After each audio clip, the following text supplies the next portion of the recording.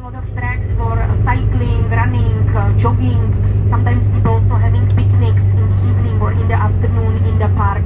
So this is Al Bida Park. We will be passing by, we'll be driving by Al Bida on our way towards Souq Waqif. You will see Qatar National Theatre on your left hand side. Al Bida Park will be also hosting Expo in Doha this year. Maybe some of you have heard already. Expo is going to happen in Al Bida Park from October 2023 till April 24. So maybe if you have way around, you can just come and see the Expo, which will be agricultural Expo this year. So last time it was Expo in Dubai. This year Doha will be hosting Expo in Al Bida Park. So you can see a lot of palm trees also, and you can notice the color of the road is like a brownish or red. We call it the red carpet because this is the road which is taking us towards the Palace of Sheikh. That's why we call it red carpet, and it's also called Al Bida Road or Al Bida Street because it's in between both parts of Al Bida Park. And on your left hand side you can see the Corniche. So we are just next to the Corniche, next to the main street which we were taking towards the skyline and towards the Qatar village. On your left side you will see the Ned Doha. Ned Doha is one of the recently opened resorts. So this used to be the old Ministry of Interior building, and then they changed it into a hotel. Maybe you know Ned New York, Ned London. So it's a very popular chain of NED hotels. And we will be seeing again the Amir's Palace, the Amiri Diwan. So the rest of our time will spend in Souq Waqif. We will have, let's say, 20 minutes of guided tour, and the rest of the time will be your free time. So then I will show you where our bus will be located, the parked, and then we will meet up again in the bus, and we will be continuing back to the airport. If somebody of you intends to stay back in the city, then we can also agree at that. Depends, because my colleague informed me that there is a couple of people who share the interest, they would like to stay back, but it's up to you. I mean, you will make up your mind and tell me. So now you can see the Amir's Palace on your right hand side, and we will be going down back towards the Corniche Road, Corniche Street, and in a couple of minutes we'll be approaching the social heart of Doha, the Souq Waqif, the traditional market.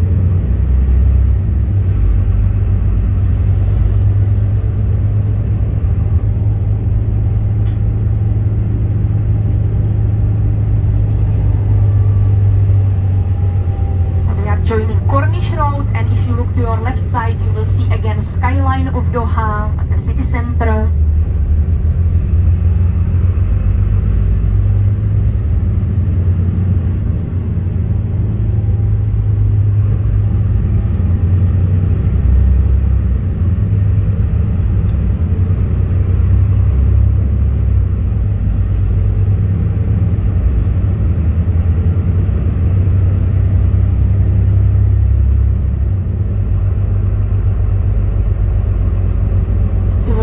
Museum of Islamic Art on your left hand side with the Dow Harbor, with many are wearing the traditional uniforms from 1950s, and they are riding the camels. So you can notice how camels used to be very important for the local traditions because they were mainly used as a transportation in this country. So because camel is the animal which can survive up to a couple of months without water access. That's why they were well adapted for the life in hard conditions, especially in the desert.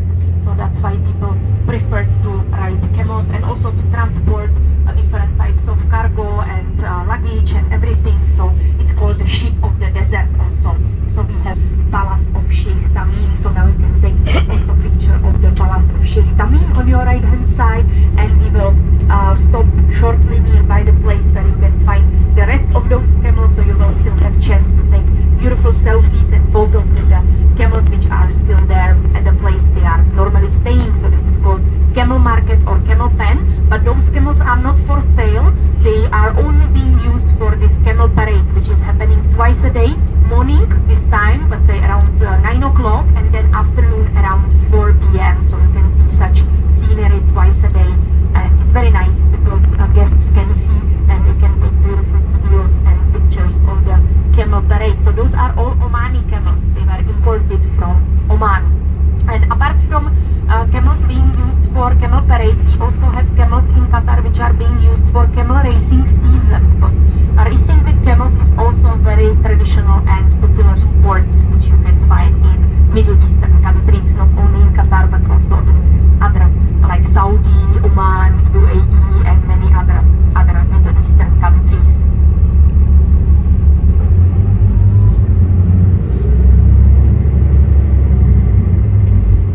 So now you will see the small park of Suqwaqif. So whatever is not essential is not necessary for you to carry, leave in the bus. Take only what's necessary, and welcome to Suqwaqif. Let's explore the marketplace.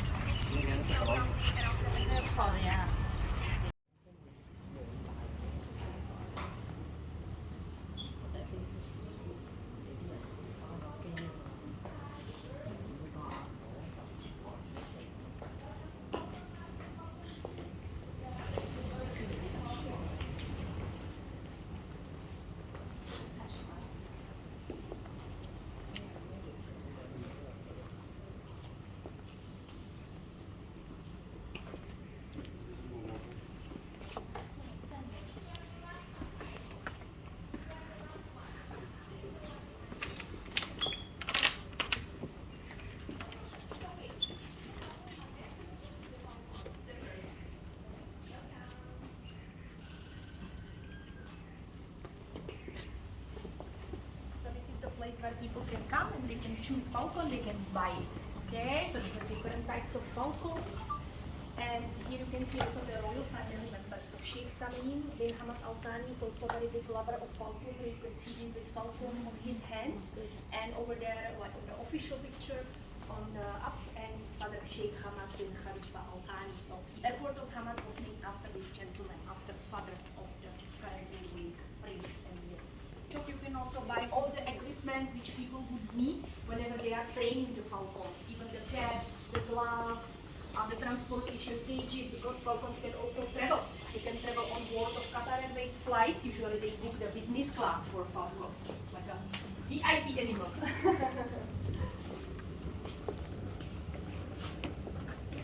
Second shop, so here is like a couple of shops which are selling the Falcons.